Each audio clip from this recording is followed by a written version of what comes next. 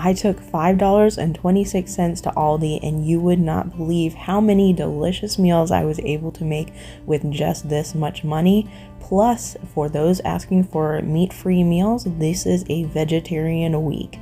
So we're going to be making 6 meals with just the ingredients pictured here, as well as a few spices and oil.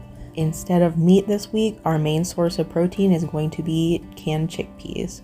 For my freebies, I used oil, parsley, curry powder, cumin, paprika, onion powder, chili powder, dried chopped onion, red pepper flakes, salt and pepper to taste, and I also used a little bit of thyme that's not pictured right now.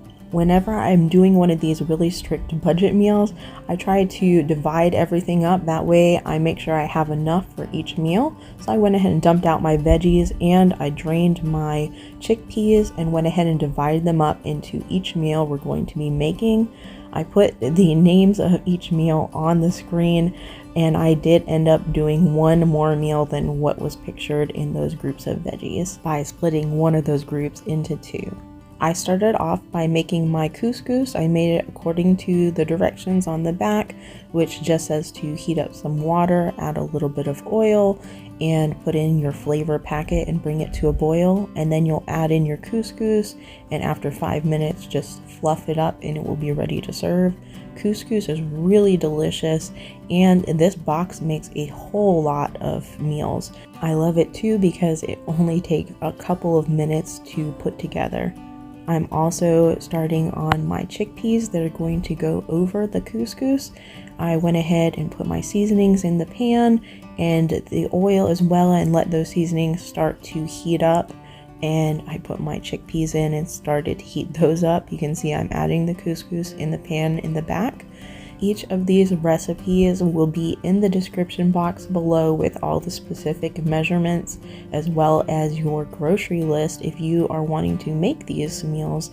A lot of these ingredients can be gotten at the Dollar Tree as well, so if you have only access to a Dollar Tree or a similar store, you might still be able to make all of these meals even if you don't have an Aldi nearby.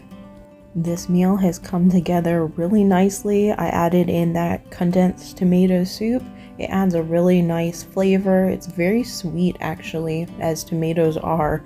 If you want it a little less sweet, you could always add a little bit of vinegar or a little dash of lemon juice into this dish. It would taste really delicious and it would balance out that sweet. But I tried to keep things only to the seasonings and the oil this time around. And you can see our finished dish is delicious, vibrant in color, and it's going to be really filling. There was even more couscous at the end. I didn't quite divide the couscous in half evenly, so I ended up having to add just a little more couscous to that, which is not a bad thing in the end, just to have a little more for that meal. Now I'm getting started on our second dish. This is going to be very similar to the first dish, except for we're going to be adding slightly different spices to add a little bit of a flair. Spices, if you can afford them or if you have them in your pantry, can really add something special to each meal if you have a really tight budget, because on some of the meals that would have tasted very similar to each other or have very similar ingredients, a little bit of a different flair of spice can change the flavor profile of the whole meal. If you don't have a lot of spices though, actually all of these meals could be made with just salt and pepper, and it won't be quite the different flavors that these meals were with the addition of the spices, but they will taste delicious still, and they will still function as a filling meal that is also nutritious. So just to keep that in mind, if you don't have a spice cabinet, that this is an option. I went ahead and put the bed of couscous down and then added on my chickpeas on top, and this chickpea dish is delicious.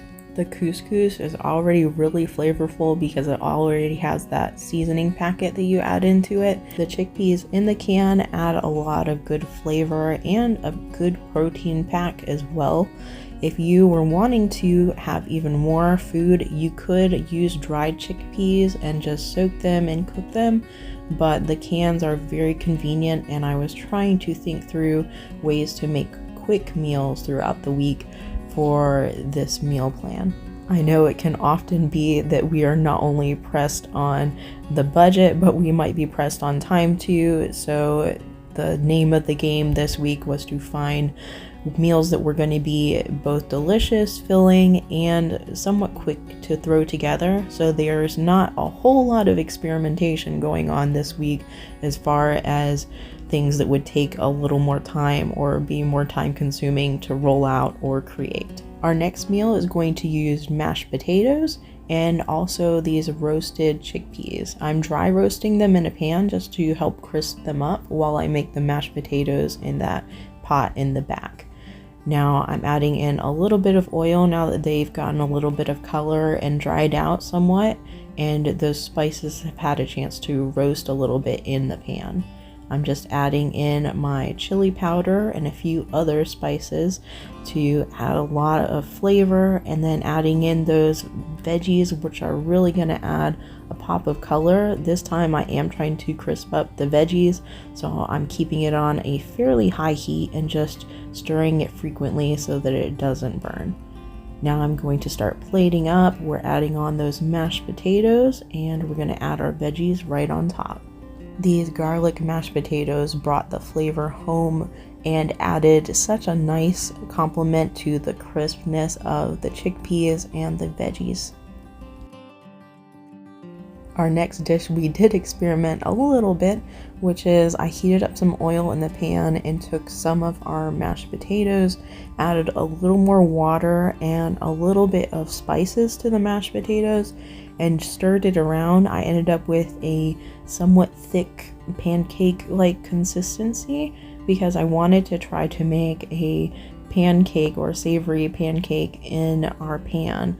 Now this kind of made a mess as far as the oil goes. I know it was just reacting to the amount of water that was in the mashed potatoes, but it did taste delicious. So just prepared that this part of the recipe, you might need one of those little splatter screens or a lid to help try to keep the splattering to a minimum.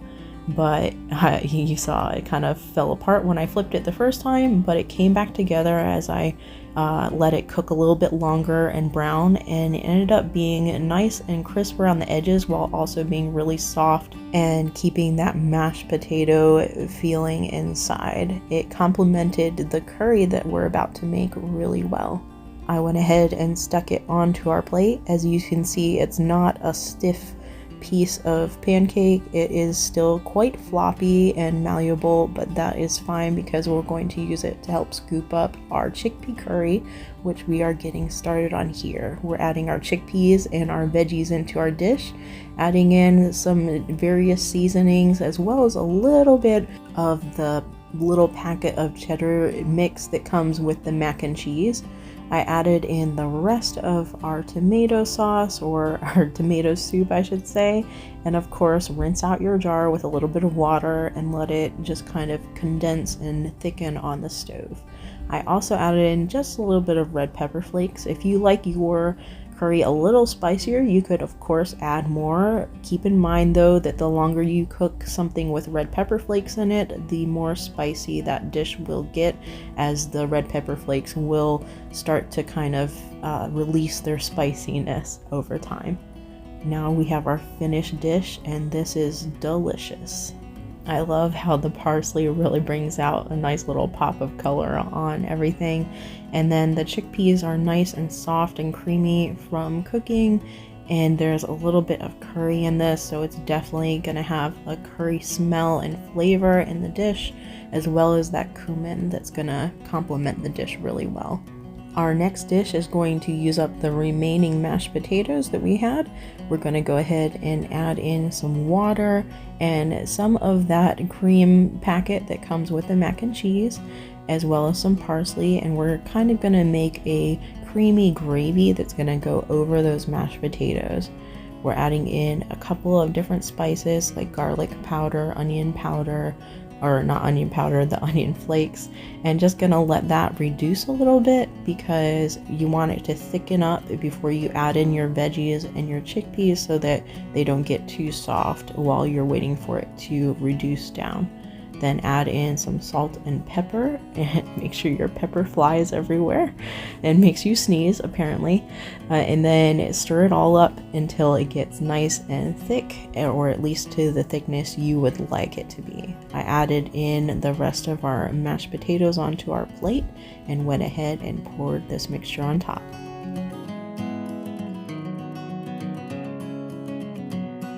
I went ahead and added a little bit of parsley flakes on top just to add some color to the top and to the mashed potatoes. This is very creamy, delicious, and light. It's a very comforting type of meal.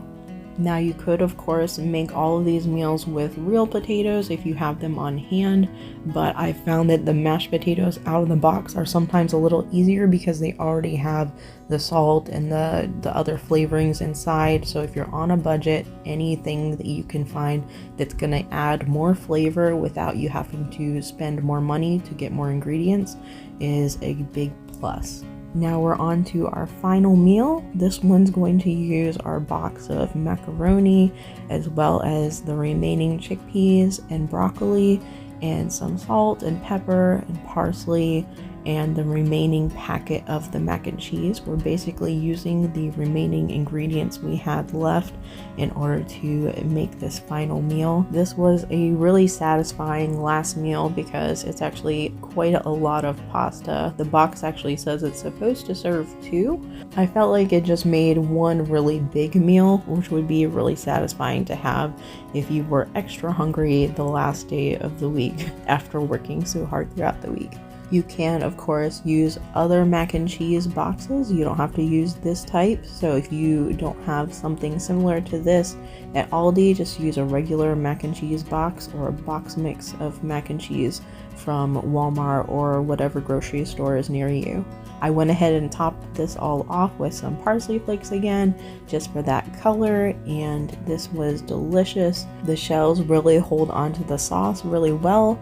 Of course, you can use other types of pasta if you wanted to, and here's me trying to struggle in getting the perfect bite, but I get it eventually, right?